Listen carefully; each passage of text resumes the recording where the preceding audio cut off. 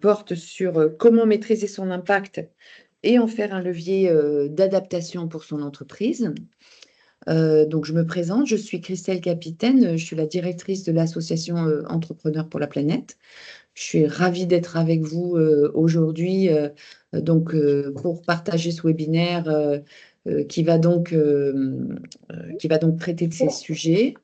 Je vais vous partager mon écran, peut-être ce serait mieux quand même. Il faut juste que j'y arrive. Voilà. Donc, ce webinaire va se dérouler de la façon suivante. Comme vous le savez, donc, il est enregistré. Donc, vous pourrez toujours voir le replay s'il y a des sujets que vous souhaitez approfondir.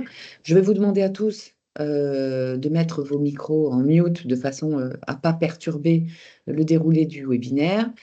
Alors, on avait pensé vous proposer de mettre vos questions dans le chat, mais peut-être ce qui est le plus intéressant et le plus interactif, c'est que vous puissiez poser vos questions au fur et à mesure des interventions des différentes personnes. Guillaume, Guillaume, t'as ton micro. on ne t'entend plus. Ouais. Enlève ton micro, enfin, mets ton micro. Voilà. Tu voulais intervenir? On t'entend toujours pas. Tu n'as pas enlevé ton micro. Voilà, c'est bon, pardon. Oui. C'était juste peut-être signaler si c'est pas sur le chat ou en levant la main, comme ça on peut organiser la prise de parole. C'est juste une petite modalité. Oui, tu as raison, absolument. Donc, voilà, comme ça, chacun pourra effectivement poser ses questions après l'intervention. Et puis, on aura quand même de toute façon un petit temps d'intervention dédié aux questions-réponses à la fin donc, de ce webinaire. Voilà. Je vais d'abord vous présenter Entrepreneurs pour la planète, vous expliquer un petit peu ce que nous faisons et comment on fonctionne aujourd'hui. Ensuite, Guillaume, donc, qui vient d'intervenir, qui est le directeur donc, de la région Bretagne-Pays de Loire et de l'Île-de-France, animera une table ronde avec donc 3 de nos porteurs de projets que je vous présenterai tout à l'heure. Puis ensuite, on aura les questions-réponses et nous aurons donc une petite heure à passer ensemble. Voilà. Donc, je vous présente Entrepreneurs pour la planète. Alors, Entrepreneurs pour la planète, c'est une association qui est née donc en 2019, qui est née à Marseille.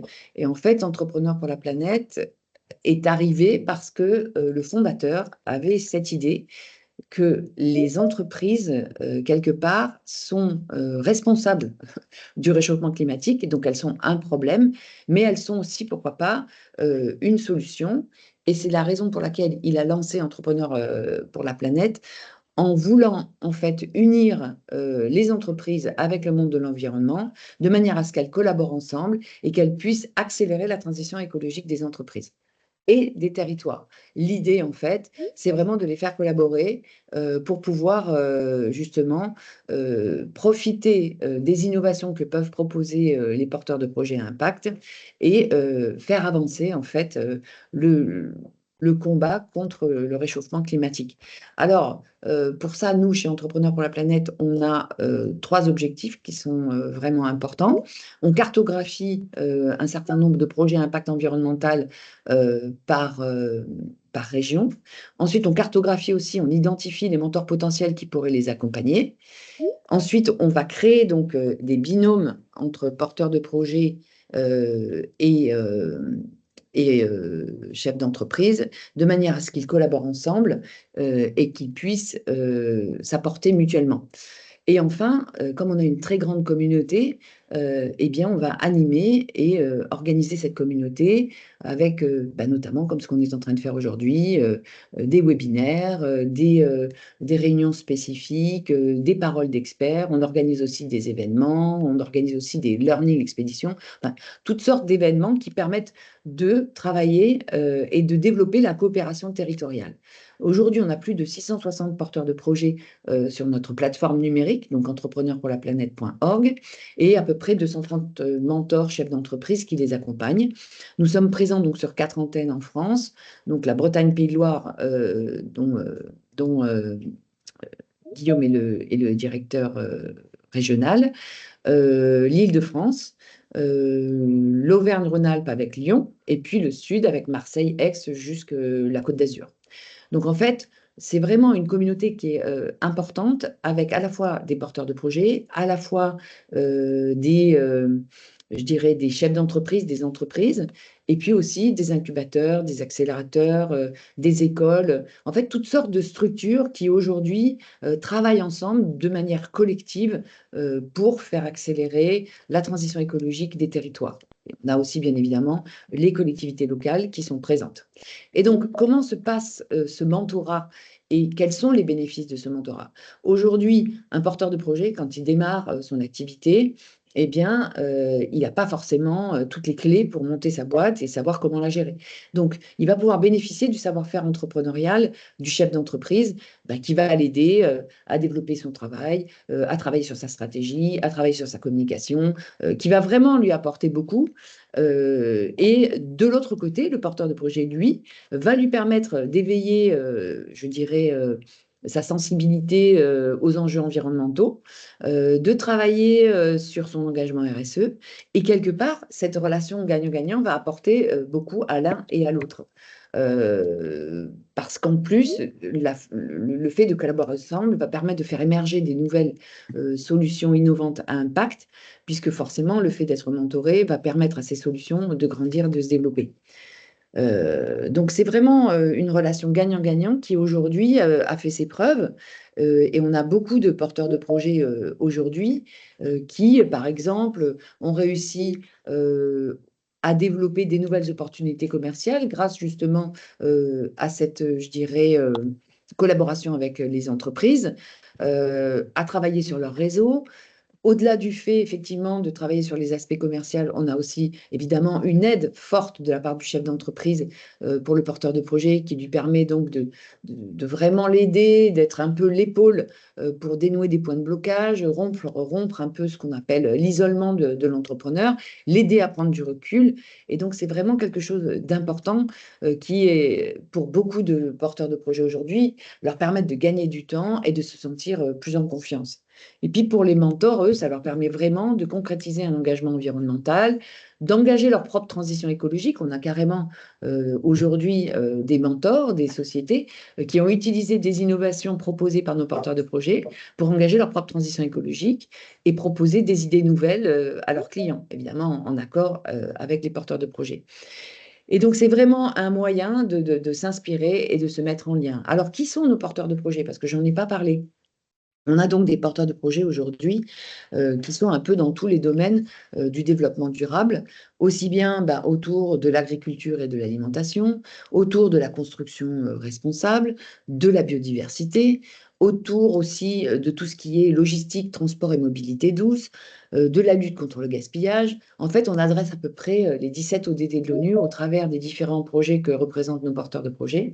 Et ce sont souvent des projets avec des innovations soit d'usage, soit de technologie, qui sont réellement intéressants à différents stades de maturation. On peut avoir des projets qui sont juste au début de leur histoire, des projets qui sont carrément en train de lever des fonds ou carrément en très forte croissance. Et à toutes les étapes en fait de vie d'une entreprise, d'une start-up, eh bien, un porteur de projet a besoin du savoir-faire d'un entrepreneur, même quand il est en hypercroissance, il a besoin de travailler sur la structuration de RH, sur sa levée de fonds. Donc, ce sont des sujets qui sont toujours de toute façon d'actualité et qui permettent donc à un porteur de projet donc, de progresser.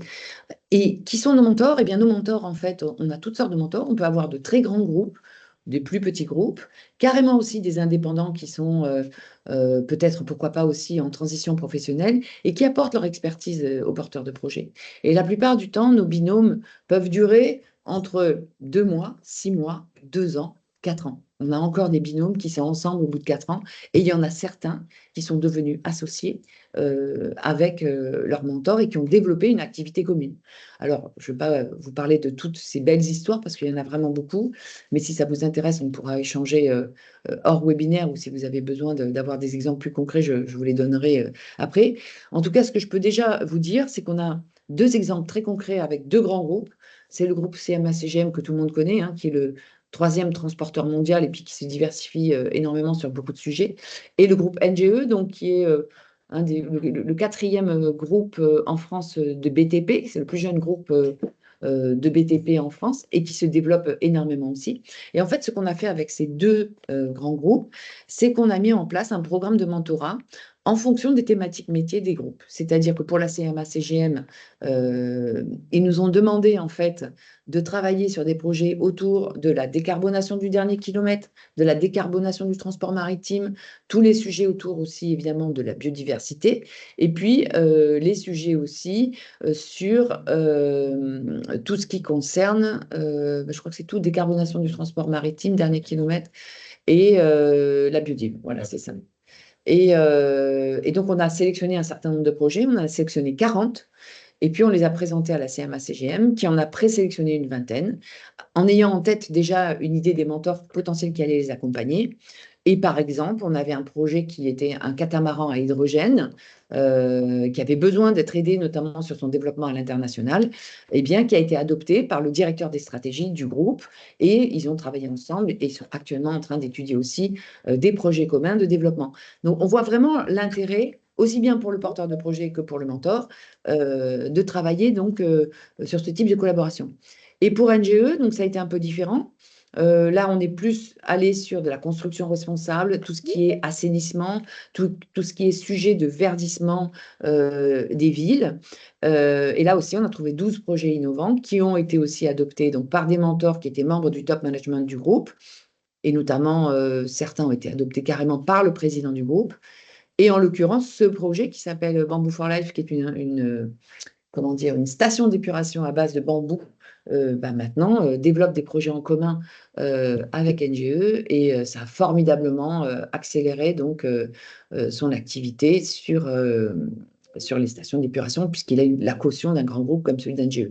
Donc on voit vraiment qu'il y a une vraie opportunité pour les uns et pour les autres et c'est là, je dirais que s'exerce tout l'intérêt de Entrepreneurs pour la planète qui vraiment est en fait un intermédiateur, fait de l'intermédiation entre les différentes parties prenantes pour développer la coopération territoriale et travailler et accélérer la transition écologique des territoires. Et puis j'ai une petite nouvelle à vous annoncer puisqu'on est, je dirais, en phase de rapprochement très, très active avec une association, enfin une fondation qui s'appelle la Fondation FACE, Agir donc pour l'inclusion, qui œuvre essentiellement sur des questions sociales et qui a donc mis dans sa feuille de route la nécessité de devenir un acteur incontournable de la transition écologique, sociale et solidaire, raison pour laquelle nous avons uni nos deux réseaux pour travailler ensemble, mais on vous en parlera prochainement. On va avoir une communication sur le sujet qui va sortir, je crois, aujourd'hui ou demain, et donc va forcément conduire Entrepreneurs pour la planète à travailler aussi beaucoup plus sur l'aspect social que ce qu'on le faisait jusqu'à présent, pour que cette transition écologique, elle soit sociale et solidaire et qu'on laisse personne sur le chemin. Voilà, j'ai terminé pour la présentation d'Entrepreneurs pour la planète. Si vous avez des questions sur ce que je viens de vous exposer rapidement, je suis à votre disposition. On peut déjà poser quelques questions. Sinon, je vais laisser Guillaume, donc, qui va animer une table ronde avec donc, 3 intervenants qui sont nos porteurs de projets, hein, qui travaillent donc avec Entrepreneurs pour la planète.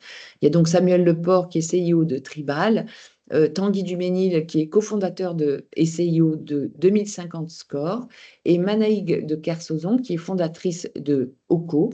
Et donc, si je ne vois pas de questions à venir par rapport à cette première intervention, je vous propose de lancer la table ronde avec Guillaume. Eh ben, écoute, on va prendre la balle au bon. Bonjour à tout le monde. Donc, n'hésitez pas à poser, comme Christelle l'a dit, ou à vous manifester en levant la main sur Teams pour qu'on puisse prendre régulièrement les questions. Donc, je suis très heureux d'animer cette table ronde. Je vous propose qu'on rentre dans le vif du sujet. Et vous verrez que par rapport à l'intervention de Christelle, on a déjà évoqué la notion de coopération territoriale, volet social, impact environnemental, accompagnement. Je pense que ça fera écho à enfin, j'en suis même sûr, aux interventions des uns et des autres. Je propose tout de suite, donc du coup, peut-être par galanterie, peut-être quand même à Manaïk de commencer. Tanguy et Samuel, si vous en êtes d'accord. Peut-être déjà pour nous dire, dans un premier temps, qui vous êtes, et peut-être j'ai envie de dire à quel enjeu vous voulez répondre à travers la solution ou le projet que vous développez. Voilà, je vous propose de commencer ce webinaire par faire votre connaissance. Je commence alors? Eh ben, vas-y. Bonjour à tous. Alors moi, donc Manélique de Kersauson, je suis vétérinaire, je suis membre d'Entrepreneurs pour la planète depuis 2 ans et demi maintenant, parrainée assez rapidement. Et puis, comme le disait Christelle, moi, je pense que je vais signer pour 4 ans parce que j'ai toujours besoin de ma mentor, Catherine Vona, qui je crois est dans la salle, qui fait partie donc d'Apicil, le groupe de prévoyance, et qui m'a aidé énormément et qui continue de m'aider. Voilà. Et donc moi, je suis vétérinaire praticienne. J'ai été amenée à accompagner des agriculteurs dès le début de ma carrière dans la transition agroécologique, en fait. Voilà. Et j'ai rapidement compris que les arbres avaient disparu du territoire agricole. Et s'il y a pas mal d'initiatives aujourd'hui qui se développent autour de la forêt et puis un peu sur la conservation des sols, l'agriculture, elle représente quand même 54% du territoire. Et on a perdu 75% des arbres de ce territoire. Les arbres du territoire, c'est les vergers, ce sont aussi les arbres isolés qu'on trouve dans les champs, et ce sont aussi beaucoup les haies bocagères. Voilà. Pour vous donner une idée, on a perdu 1,2 million de kilomètres de haies en France depuis la sortie de la Seconde Guerre mondiale, et ça correspond à 3 fois la distance qui nous sépare de la Lune. Voilà, ça donne une idée. Et ça, en fait, ça a une importance. Les arbres agricoles ont une importance, sont très importants pour ce qui est des paysages, du cycle de l'eau, de la biodiversité et des revenus des agriculteurs et du bien-être animal. Et donc, l'objectif qu'on s'est donné chez OCO, c'est d'aider les agriculteurs à financer des plantations agroforestières pour qu'on puisse remettre les arbres au cœur de l'agriculture. Et pour ça, moi, je m'appuie sur, alors évidemment, c'est du mécénat, mais très régulièrement, on a affaire à des entreprises qui se lancent, pour des raisons réglementaires ou pas, dans un bilan carbone et qui, de fait, s'appuient sur les résultats de ce bilan carbone pour avoir une idée de la somme qu'ils peuvent investir dans la restauration écologique de l'agriculture. Voilà ce que je fais. Merci beaucoup, Manaïg. Et bien évidemment, je rappellerai tout au long de ce webinaire. N'hésitez pas à poser des questions. Et puis surtout, en préparant la table ronde, aux intervenants de réagir hein, sur leurs interventions réciproques. Tanguy et Samuel, Tanguy? Ouais, donc bonjour, moi je suis Tanguy Duménil et je suis cofondateur avec Damien Beignet, qui est mentor chez PLP, de 2050 Score. Moi, mon parcours, c'est l'accompagnement des entreprises dans la transformation et dans le changement. Et en fait, le point de départ, c'est de se dire que pour changer, pour accélérer, il faut savoir où on en est et savoir où on veut aller. Et qu'aujourd'hui, sur la transition, qui est le grand changement qui concerne déjà toutes les entreprises, et ça va être de plus en plus prégnant, bah, au fond, on ne sait pas trop où on en est et on ne sait pas trop où on va, sauf à investir un temps considérable pour créer son propre positionnement.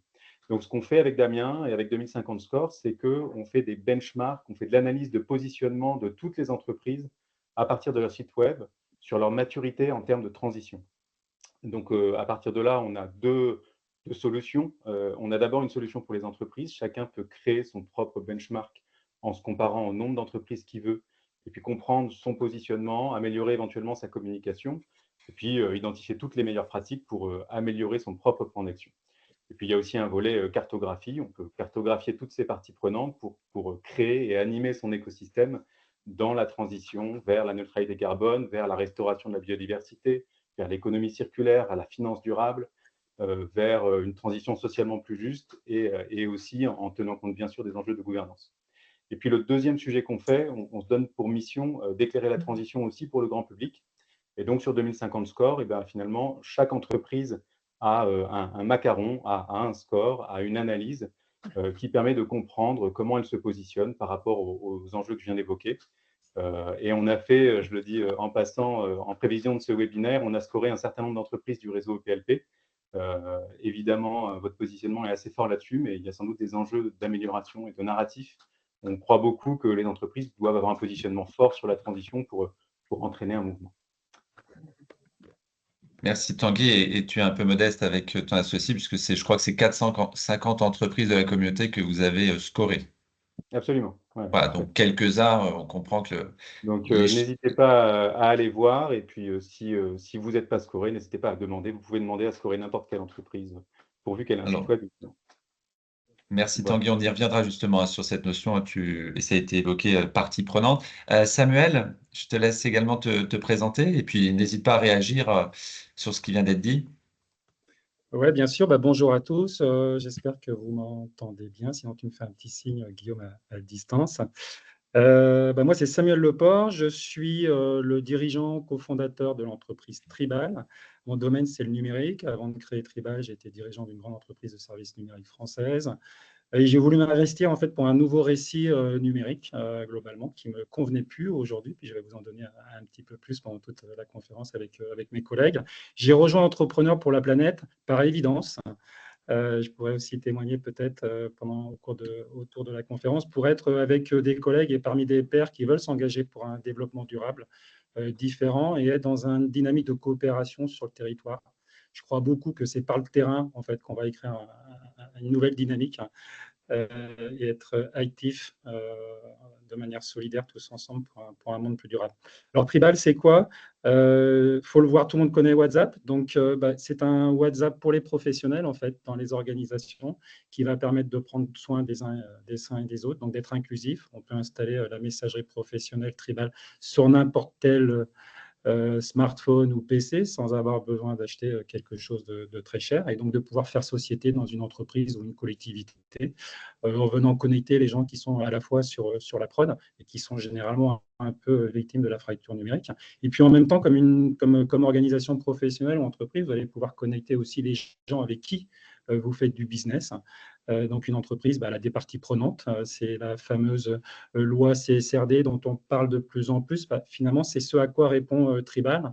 Comment on va pouvoir faire société dans une entreprise de façon très efficace en connectant ces parties prenantes internes et surtout externes sur les chantiers pour davantage de performances opérationnelles et sans avoir pour ça à donner ces données à toutes les solutions que vous connaissez et qui n'ont pas un modèle économique à laquelle j'aspire.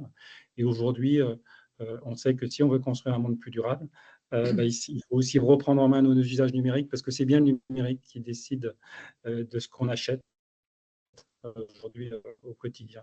Donc Tribal permet à travers sa plateforme professionnelle de connecter finalement tous les salariés et les acteurs de l'écosystème d'une entreprise de façon très fluide et efficace, en étant exemplaire, en minimisant l'impact environnemental de notre communication, en désengorgeant les emails. La plupart de mes clients, d'ailleurs, n'ont plus d'usage de l'email après.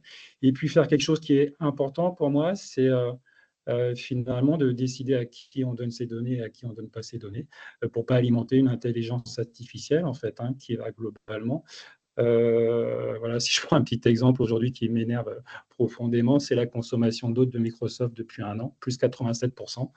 Voilà, et pour autant, quels sont le nombre d'entreprises aujourd'hui qui donnent toutes ces données à Microsoft et qui vont continuer à valoriser finalement ce modèle qui n'est pas très vertueux.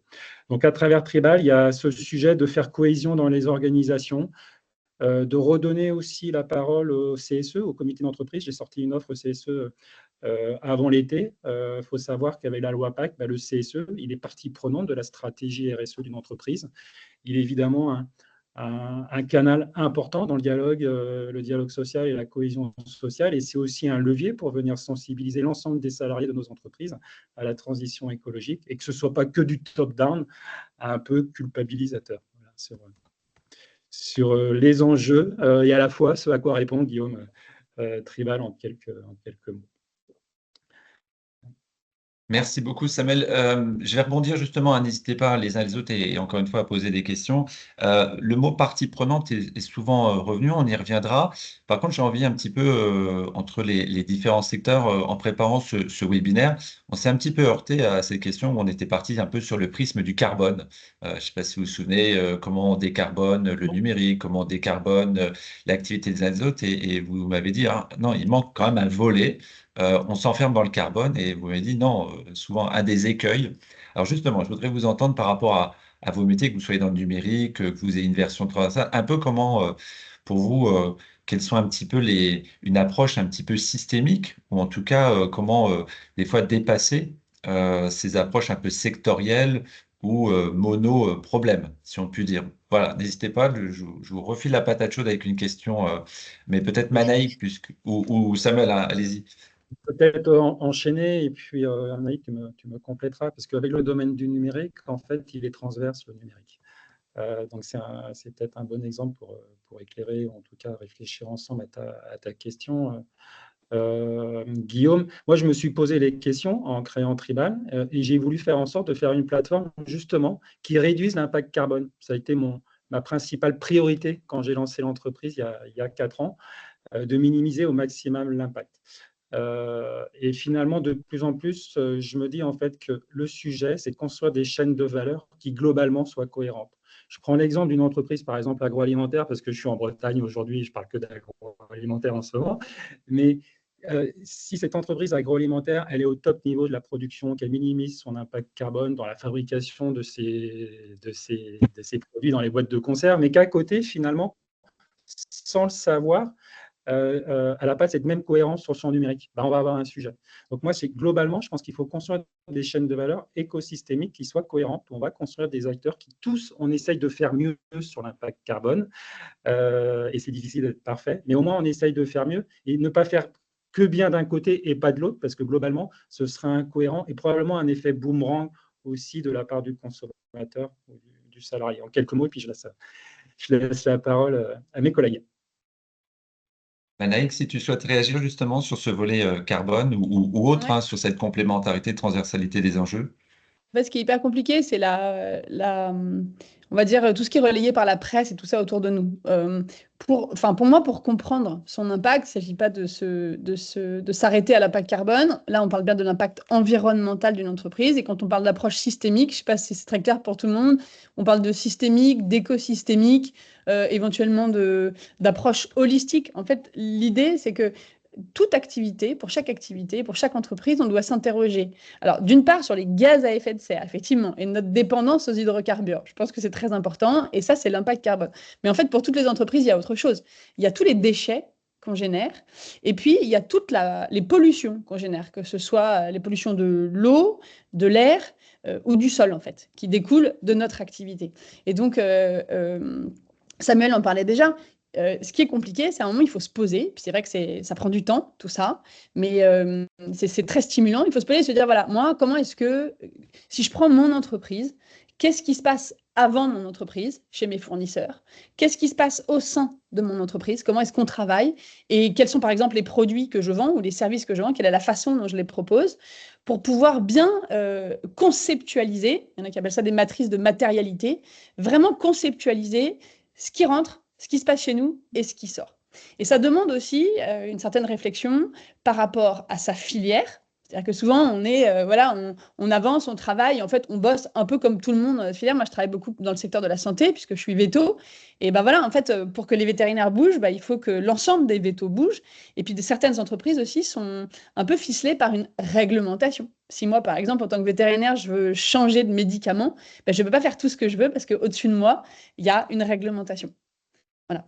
Donc, effectivement, s'interroger sur toute sa chaîne de valeur et puis prendre le temps de se poser des questions avec tous les membres d'une entreprise, tous les salariés. Est-ce que Tanguy, justement, toi qui as une je- vision aussi transversale par rapport à l'activité de 2050 Score, comment oui, tu réagis par rapport à ces propos? J'ajouterais qu'il y a un enjeu de transformation des entreprises qui est majeur. Les entreprises vont devoir changer de modèle, vraiment de modèle, de production, de vente, de modèle à tous les niveaux. Si on prend que le carbone, on va finalement assez facilement pouvoir s'améliorer. On va aller compenser une partie, on va aller changer de fournisseur d'énergie, on va aller faire des choses comme ça. On va s'améliorer, mais on ne va pas atteindre la neutralité. Pour réellement atteindre un enjeu de neutralité climatique à l'horizon 2050, c'est dans 25 ans, mais il y a intérêt à s'y préparer tôt, et surtout la pression va monter, donc de plus en plus, il va falloir montrer patte blanche. D'une certaine manière, c'est plus facile de l'appréhender, comme disait le Manéic, de manière holistique, c'est-à-dire de se dire, je n'ai pas que le levier du carbone, j'ai aussi effectivement le levier des déchets, de l'économie circulaire, donc je peux commencer à repenser la façon dont je fais mes produits. J'ai le levier de la restauration de la biodiversité, et c'est absolument essentiel. Pour être carbone zéro, il faut restaurer le vivant. Pour être carbone zéro, il ne faut pas avoir des déchets qui génèrent du carbone également. J'ai la question évidemment de qu'est-ce que je fais de mon entreprise au niveau de mes finances. Si mon argent sert à financer le carbone, au fond, il vient instantanément détruire tous les efforts que je fais par ailleurs. Et puis sur un plan social, j'ai l'idée que cette transformation majeure de toutes les entreprises et de tous les écosystèmes, ça doit tenir, ça doit être pour du bien, ça doit être positif. Et donc, il faut que cette transition s'accompagne d'un vrai sujet d'accompagnement des populations, des publics les plus fragiles par rapport à ces enjeux de transition eux-mêmes. Et donc voilà, donc, La réalité, c'est que oui, on peut se concentrer exclusivement sur le carbone, en faire l'étendard, mais le carbone ne répondra pas à lui seul à l'objectif. Pour répondre à l'enjeu du carbone, on doit tout traiter. Et pour les entreprises, les sujets de transformation qui sont à la fois les plus profonds et je dirais les plus stimulants, les plus intéressants, les potentiellement les plus fédérateurs, ça va être des sujets qui vont toucher aux sujets que je vais dire annexes dans la lecture générale, mais qui en fait sont essentiels, la biodiversité, l'économie circulaire, bien sûr, et je pense qu'on en reparlera, la finance, le social, etc. Voilà, donc c'est vraiment un enjeu de dirigeant de boîte de se dire je prends tout parce que comme ça, je vais trouver des leviers de transformation et des leviers de mobilisation autour de ce sujet de la transition écologique. Moi, je rebondis sur ce que dit Tanguy. Tanguy ne va pas être surpris, mais j'aime bien ce que tu dis quand il faut impliquer tous les salariés. Je suis profondément convaincu qu'autour de la conf, je ne sais pas combien on est, mais on est préoccupé par le futur. On regarde la réglementation, etc. Aujourd'hui, je suis profondément convaincu que si on fait ça que pour réduire le carbone et répondre à une réglementation, ça ne fonctionnera pas et 2030 ou 2040 ou 2050 va arriver. Et je pense profondément qu'il faut le faire avec nos équipes, avec nos salariés, quelle que soit la taille de l'entreprise. Moi, j'ai des clients d'équipes de 5, j'ai des entreprises de 1000 ou 2000 personnes qui sont clients, et qu'il faut finalement une forme d'empathie en le faisant parce qu'on a envie, en fait, que ce soit un nouveau récit collectif. Oui, ça va servir la réglementation, etc., etc. Oui, on aura un bilan carbone qui sera mieux, etc. Mais si on réfléchit juste par bon sens, on va faire les choix d'entreprises qui sont humaines comme nous, en fait, qui veulent construire une nouvelle chaîne de valeur. Et après, on va vérifier, on va mesurer, on va faire une ACV, puis quand on ne sera pas parfait, on va peut-être même compenser en plantant des arbres, qui sais-je. Mais si on le fait déjà avec le cœur, c'est-à-dire que si on veut vraiment prendre soin des uns et des autres dans les entreprises, je suis convaincu aujourd'hui, moi je le constate au quotidien, c'est que c'est le terrain en fait qui trouve les solutions et qui a envie d'aller faire des fichiers Excel et de mesurer et de faire de la réglementation après. Personne n'a envie de faire ça par défaut en fait. Personne n'a envie d'être la première de la classe sur le fichier Excel à remplir. Donc je crois profondément qu'il faut embarquer le terrain et les collectifs pour pouvoir y arriver et pas juste dire on va réduire l'empreinte carbone avec une solution miracle. Merci Samuel. Moi, je rebondis, donc encore une fois, hein, n'hésitez pas à poser des questions. On a parlé justement de cette transversalité, ce besoin d'impliquer les équipes. Et justement, dans une vision, comme si je reprends les termes de Manek, de holistique, il y a aussi travailler sur l'échelle de coopération territoriale. Et je voudrais peut-être vous entendre un petit peu comment vous travaillez aussi avec vos clients et peut-être comment ça, enfin en tout cas, quel est le service de la manière dont vous le rendez et justement comment un petit peu peut-être les bonnes recommandations que vous avez vues. Samuel, tu parlais d'impliquer faire comment tu as dit, faire société au sein de l'entreprise, et puis peut-être aussi Manaïm et bien sûr Tanguy, sur ce volet, comment on embarque finalement son écosystème, ses parties prenantes, et justement par quel biais, par quelle clé d'entrée on arrive à les mobiliser. Voilà, peut-être sur ce volet, ça me donne intéressant. Et puis bien sûr, Tanguy, tu peux réagir, hein. Nous, chez OCO, en fait, on a rapidement compris quand on arrivait, on s'adresse surtout aux TPE et aux PME, parce qu'on arrive vite à parler au patron. Et ce qui est vrai, c'est que la transition, pour moi, elle a vraiment besoin de formation. Et donc, pour comprendre les enjeux qui étaient liés à l'agriculture dans des entreprises qui ne l'étaient pas forcément, hein, c'est ce qui m'est arrivé. Les premiers clients d'OCO, ce n'étaient pas des entreprises qui travaillaient dans le secteur agricole. En fait, il a fallu finalement tout de suite offrir une offre, enfin proposer une offre et se déplacer pour expliquer quels étaient les enjeux climat, biodiversité qui étaient en lien avec l'agriculture. Et la première fois que je me suis déplacée, j'ai aussi compris que dans ces petites entreprises dans lesquelles j'étais, en fait, les équipes de salariés n'avaient pas toutes le même niveau de connaissance sur ces enjeux au sein même de leur entreprise. Et c'est pour ça tout à l'heure que je parlais de matrice de matérialité. Pour moi, pour mettre le pied à l'étrier, la première des étapes, c'est assez basique, hein, ce que je raconte, c'est que toute l'entreprise, tous les salariés aient compris quels étaient les enjeux, une fois encore, de gaz à effet de serre, de pollution et de déchets au sein de l'entreprise, parce qu'en fait, chacun a quelque chose à raconter à son poste. Voilà. Et donc, pour moi, vraiment, la formation, c'est le début de la transition. Et puis après, l'entreprise, elle peut évidemment être accompagnée pour évaluer son empreinte environnementale. Ça, pour moi, c'est quelque chose de très important. La formation au départ. Vas-y, Tanguy. Pour rebondir là-dessus, je suis évidemment d'accord sur cet enjeu de formation. Il y a aussi besoin pour conduire le changement à la fois en interne avec ses équipes, mais aussi pour créer des coopérations, de se doter d'un langage commun. Mm. Aujourd'hui, on a le sentiment que ce sujet-là, et pour m'y intéresser depuis quelques années, il est de plus en plus complexe. Et Samuel, tout à l'heure, parlait des datas, de remplir des grilles. On a l'impression que ces grilles sont de plus en plus complexes, que c'est toujours plus simple. Et donc, il faut un bac plus 18 pour avoir le droit de commencer à éventuellement dire qu'on va s'attaquer au sujet. Je crois qu'il faut revenir à des choses simples. L'enjeu, lui, il est connu, il est fort, il est majeur, et donc il faut essayer de redonner du sens et de pouvoir partager autour d'une grille de référence qui soit simple, partagée, commune. Chaque entreprise doit pouvoir affirmer, dire où elle veut se situer, et puis échanger, créer de la coopération et du lien autour des enjeux qu'elle s'assigne. Une entreprise qui a un sujet économie circulaire majeur, elle va avoir besoin, tu parlais Guillaume, de coopération territoriale, d'aller chercher les partenaires qui vont bien, qui vont être dans le même esprit, qui vont être dans cette même logique de construction pour créer une dynamique. Parce que pour réussir cette transition, alors on a besoin voilà, d'y voir clair, de partager, et on a besoin un peu d'enthousiasme, on a besoin de valoriser les gens qui avancent. Ce qu'il y a d'intéressant quand on score PLP, c'est qu'il y a plein de solutions.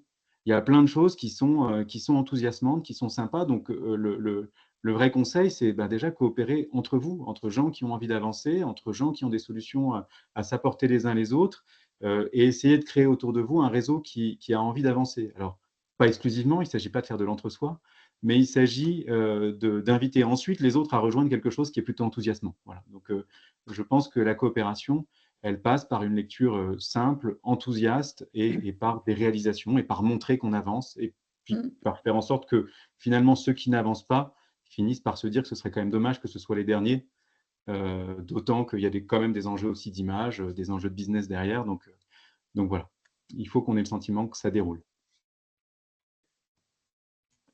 Je peux peut-être juste compléter, je suis évidemment d'accord avec mes collègues. Je pense que même le frein peut-être à la RSE, le premier frein, ce n'est pas les solutions, elles existent en fait, c'est faire le tri dans les solutions et d'espérer le solutionnisme. Je pense qu'il y a vraiment un sujet.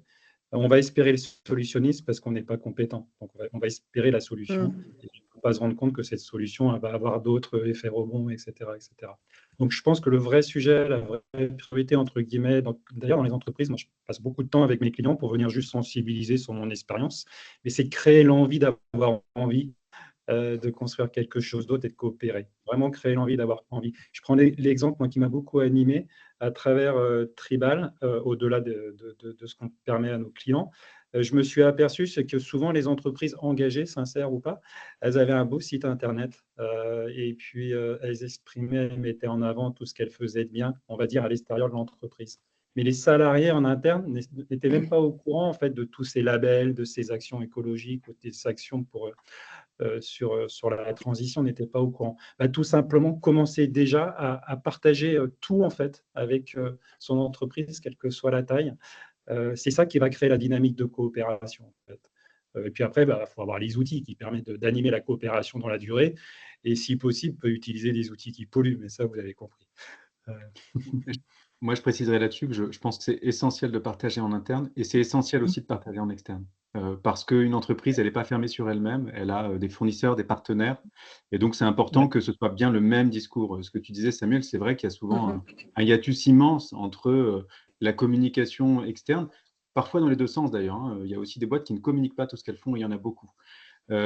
Et voilà, et la réalité que vivent les salariés. Il faut absolument réunir les deux, il faut être plus offensif dans ce qu'on raconte, il faut raconter tout ce qu'on fait, et le raconter bien sûr d'abord aux salariés, mais aussi à l'externe. Il faut qu'on sente qu'il n'y a pas de décalage sur ces sujets-là. Ce n'est pas de la com. D'ailleurs, avec le PLP, c'est un formidable levier, mais pour en avoir déjà parlé de nombreuses fois avec les membres de PLP, ou même avec Guillaume, c'est que je crois qu'on a un formidable terrain de jeu. En fait, on est des entrepreneurs, on est des solutions, on est des entreprises. En fait, qu'est-ce qui fait bouger une entreprise? C'est souvent en fait l'extérieur. En fait, donc si un fournisseur vient dans l'entreprise témoigner, ça aide à bouger. Parfois, le dirigeant, il n'est pas trop à l'aise parce qu'il a des enjeux différents à partager des choses ou une nouvelle dynamique. Donc, faire venir le collègue ou le fournisseur d'une autre entreprise pour venir témoigner sur un sujet, ça permet de mettre en mouvement aussi le collectif interne.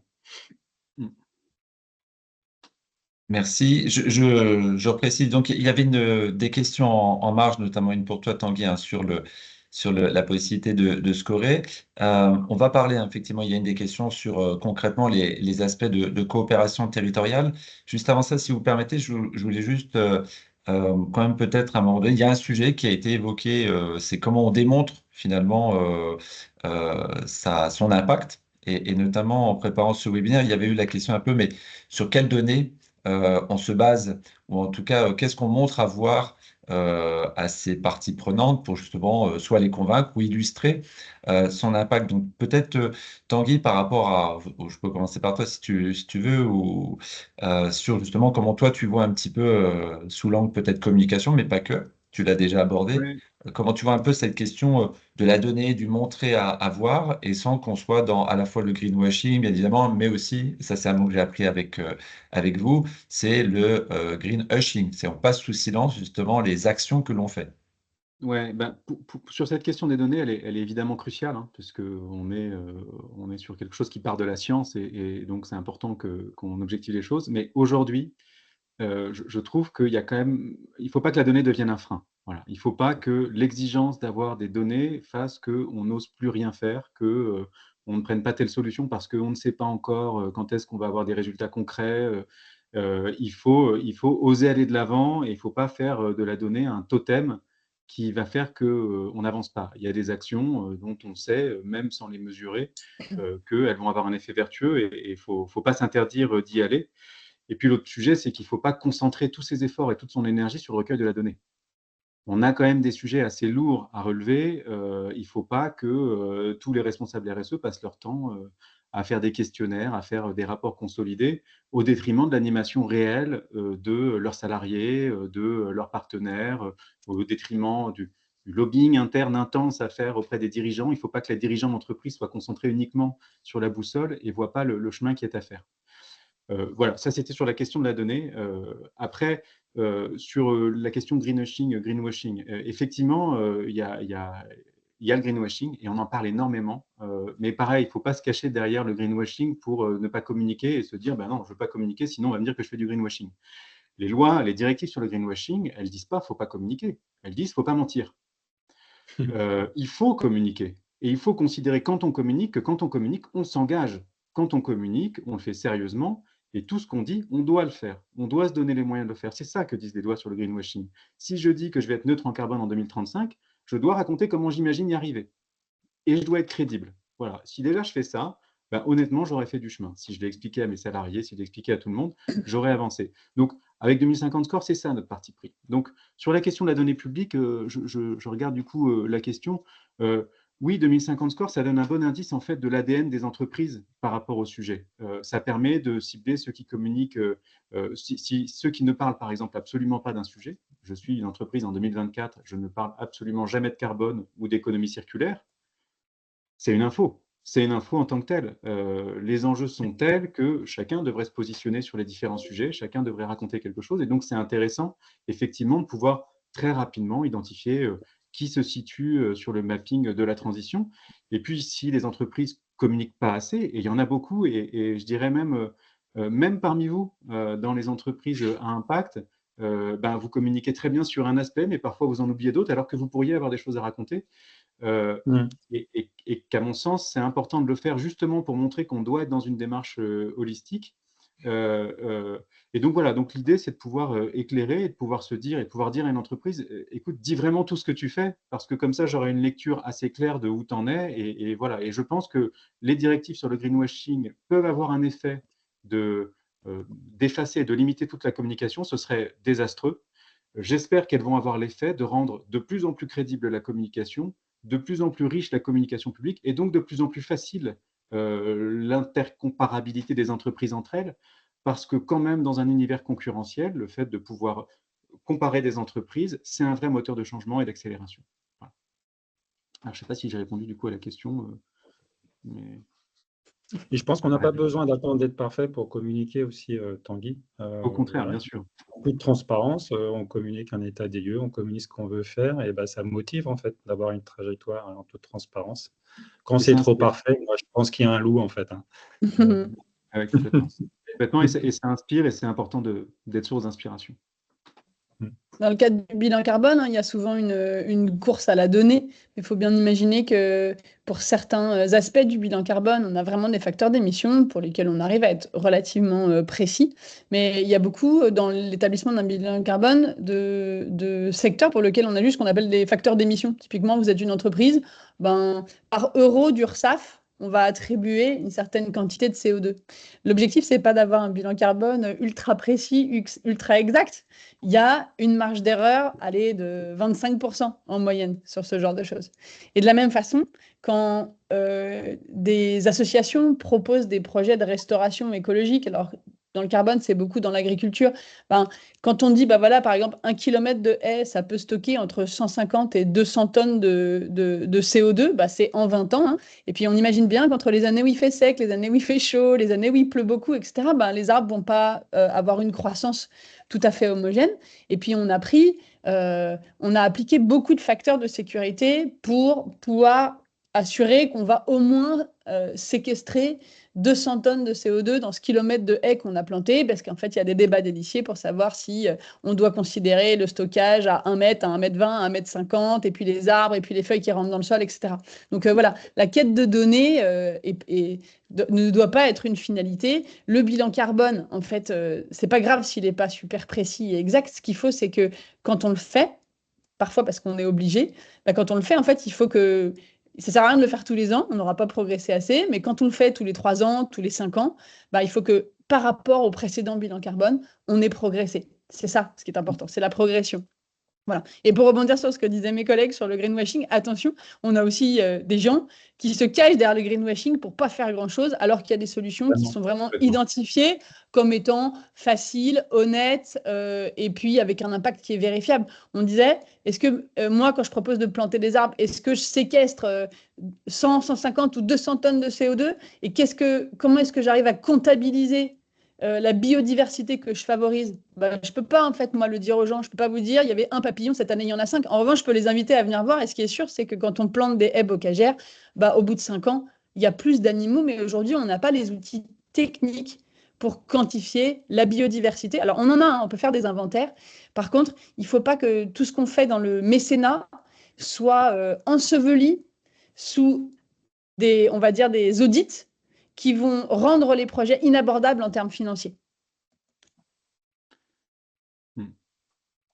J'ajouterais sur la mesure, hein, ceux qui ne communiquent pas, il y a aussi ceux qui aujourd'hui ne sont pas soumis à des obligations réglementaires de communiquer, qui peuvent se dire bah, finalement je ne suis pas concerné, alors qu'en réalité elles sont concernées par le scope 3, tous les fournisseurs de ceux qui sont chargés de communiquer.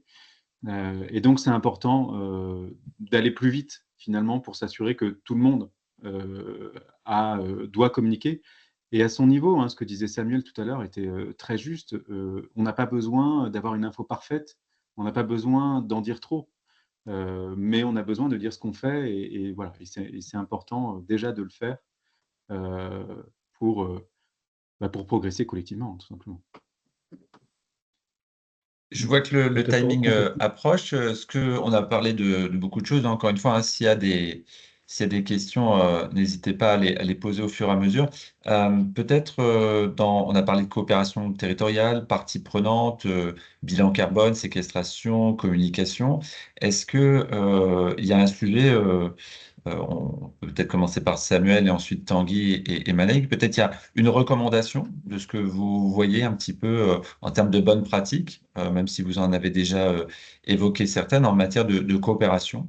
Et peut-être aussi, je pense à Samuel, tu l'as évoqué, tu es parti d'une solution pour numérique pour limiter le carbone, mais finalement l'objet social est en train peut-être de prendre le pas. Alors je veux pas peut-être préjuger de la réponse que tu ferais, mais on sent que voilà, d'une problématique, quelquefois on embarque sur une autre et il y a peut-être des retours d'expérience à faire justement de ces évolutions. Oui, bah, ça fait le lien avec ce qu'on disait juste avant. Hein. Moi, je suis convaincu en fait que toute transformation, pour avoir l'impact positif pour l'environnement en l'occurrence, puisque c'est le sujet de notre webinaire, ça part d'une volonté interne et vraiment profonde. Donc, ça part vraiment d'un sujet social et humain qu'on a au cœur. Je pense aussi, pour partager une conviction, c'est que souvent, les entreprises dont on peut douter sur le greenwashing en termes de communication, etc. Moi, ce que j'observe en tout cas, c'est que les entreprises qui font attention à construire des achats responsables et à se munir de fournisseurs locaux ou en local, peu importe le local d'où on habite, hein, mais qui font attention à favoriser un business local et qui en même temps prennent soin, sous une forme d'économie sociale et solidaire, de leurs salariés. Généralement, elles sont vachement en pointe sur le green sans vraiment le savoir, en fait. C'est juste une logique moi, que je peux observer. D'ailleurs, c'est le cas de tous mes clients. Et puis, peut-être pour compléter très concrètement par rapport à ta question, Guillaume, c'est que, effectivement, moi, le sujet, c'est le dialogue social, hein. C'est mon sujet de messagerie instantanée pour favoriser une communication qui soit inclusive et qui prenne les avis de tout le monde et des plus fragiles, et sortir du jugement où les égocentriques imposent leur point de vue à tous. C'est pas comme ça qu'on arrive à coopérer. Et à travers mes clients entreprises, je les accompagne en fait pour avoir une communication sincère. Un dirigeant, quelle que soit la taille de l'entreprise, comment avoir une communication directe avec tous ses salariés qui peuvent être sur la chaîne de prod, sur le terrain, en fait, de façon totalement sincère, en leur donnant des informations pour les impliquer. Et à côté de ça, je vais lui donner aussi un bilan pour dire, écoute, tu as eu un impact avec ta communication, tu as touché tout le monde, tu as embarqué, et en plus, regarde comment tu as minimisé l'impact environnemental grâce à Tribal, en lui donnant, en fait, l'économie qu'il a pu faire en termes d'empreinte numérique. Donc moi, je crois beaucoup à la cohérence, en fait. Essayer de faire les choses bien en fonction de ce que fait chacune de notre entreprise. Moi, c'est communiquer et à côté, mesurer comment je communique mieux que les autres, finalement, en termes d'empreinte carbone. Merci. Moi, je peux vous donner un exemple de coopération territoriale. À Moulins, on a un café qui est au monument historique, qui s'appelle Le Grand Café, que j'ai sollicité pour financer un projet agroforestier qui était dans l'Allier. Alors, dans le cadre du mécénat, hein, pas dans le cadre d'un bilan carbone, on a commencé par former tous les salariés du restaurant. Ils ont accepté de financer ce projet. Ils ont participé, ils ont fermé leur restaurant, ils ont participé au chantier de plantation qui était à une dizaine de kilomètres de chez eux. Vraiment mobilisés autour de ces sujets. Ils ont rencontré l'agriculteur. Il y en a d'autres qui sont venus pour discuter avec eux. La patronne du restaurant, en fait, a décidé de changer ses fournisseurs. Ils avaient signé avec une chaîne. Elle est sortie de ce truc-là. Elle se débrouille aujourd'hui pour que, en permanence, l'été comme l'hiver, il y ait plus de 50% de sa carte qui soit alimentée par des produits locaux. Et il y a une dynamique maintenant qui est devenue de plus en plus importante, avec la réglementation qui arrive sur la gestion des biodéchets. Et maintenant, il y a un pontage qui se fait avec l'entreprise qui gère les déchets, et notamment les biodéchets, pour savoir comment est-ce que dans un secteur où on n'a pas de méthaniseur de grande taille et où on ne souhaite pas d'ailleurs particulièrement envoyer tous les biodéchets à la méthanisation, on pourrait faire une véritable action territoriale pour que le compostage des déchets des restaurants retourne à la terre dans les fermes qui sont à proximité de moulins. Donc voilà, d'un tout petit financement pour un projet agroforestier qui est à 10 km, on est parti sur un vrai travail d'équipe à l'échelle du territoire. Pour enchaîner sur ce sujet-là des coopérations et des solutions, c'est hyper intéressant, l'exemple de Manaïg. L'idée, c'est surtout de créer déjà l'occasion, en fait, de rentrer dans des solutions, de créer l'occasion de coopérer. Nous, pour 2050 Score, on a dû modéliser finalement c'est quoi une solution pour la transition. Alors, vous imaginez, il y a 6 axes, c'est très compliqué à qualifier. Au fond, ce qu'on se rend compte, c'est qu'il n'y a pas une solution unique. Samuel l'évoquait tout à l'heure, ça c'est être solutionniste, de dire on prend un truc, puis hop, il n'y aura plus de carbone. Il y a des solutions extrêmement variées, extrêmement diverses, de tailles différentes. Il y a des petites actions qui vont pouvoir en entraîner des plus grosses. C'est exactement ce que disait Manaïg avant. Il y en a, c'est tout de suite des choix drastiques et plus importants. Mais en réalité, il faut en engager le maximum. Et donc, dans la coopération avec son territoire, c'est aller créer des occasions, aller identifier les sujets qui, chez l'autre, peuvent m'intéresser, aller en parler, aller voir comment est-ce qu'on peut avancer ensemble sur un sujet, sur un autre. Quand on prend l'exemple des entreprises régénératives qui vont vraiment très, très loin, elles sont toujours intrinsèquement dans la coopération territoriale parce que une entreprise, c'est d'abord aussi un objet physique qui a des impacts concrets sur son environnement. Et donc, la coopération territoriale est importante. Et chaque entreprise, pour devenir neutre, elle va être confrontée à des centaines de problématiques à relever, des centaines de petits ou de gros sujets à lever. Bon, le propos, c'est de dire, vous inquiétez pas, face à ces centaines de petits ou de gros problèmes, il y a des milliers ou des dizaines de milliers de solutions possibles. Donc, il faut les essayer, il faut les engager localement. Et puis, juste pour terminer là-dessus, il y a le territoire physique local qui est important. Il y a un autre levier qui est intéressant, c'est le territoire du marché, le territoire de la concurrence. Il y a des sujets qui sont complexes, il ne faut pas hésiter aussi à aller créer une forme de coopétition avec ses concurrents, à aller engager le dialogue sur certains sujets, à aller proposer d'avancer ensemble. C'est quelque chose qui, bien sûr, est moins naturel. On se dit qu'il y a toujours un risque à le faire, mais quand on est sur un sujet où on sent bien que soit tout seul, ça va être vraiment compliqué et qu'en plus, on ne va pas tout de suite se démarquer, parce que réussir à se démarquer sur le positionnement RSE, ça prend du temps, il y a une inertie. Et ben, ça peut être intéressant d'aller aussi créer des liens et d'aller proposer à son territoire de marché, on va dire, d'avancer ensemble pour faire du lobbying, mener une action, pour aller valoriser telle ou telle solution que tout le monde va utiliser. Enfin voilà, c'est aussi un territoire qui est à pas négliger et qui est porteur de sens pour le business. Merci. On va quand même laisser, merci beaucoup Tanguy et Samuel et Manaïg. Peut-être dans l'espoir quand même qu'il y ait des questions. J'imagine que il y avait beaucoup d'informations. Donc pour rappel, hein, le support de présentation et le webinaire ont été enregistrés et sont mis sur la chaîne YouTube d'Entrepreneur.planet. Donc n'hésitez pas. Peut-être Samuel et Manaïg et aussi, n'hésitez pas, on vous enverra la liste. Mais si vous souhaitez rentrer en contact directement, bah, vous pouvez le faire après le webinaire. Est-ce que le mot de la fin revient à nos participants qui souhaitent poser une question?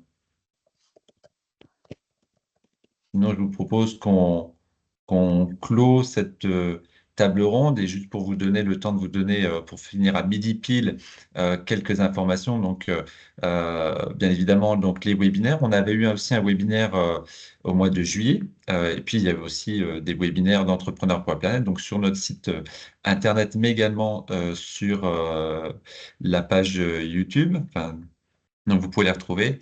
Et puis, nous aurons un prochain webinaire le 10 octobre à la même heure, sur le même format. La thématique est connue, mais le titre peut encore être susceptible de bouger. Donc, Entrepreneur Impact créé avec un dialogue de confiance avec ses parties prenantes. Donc, bien évidemment, on va affiner. Et ce qui est intéressant aussi, c'est les questions de maturité, les questions de créer, par exemple, avec le mentorat, comment on utilise une grille de lecture.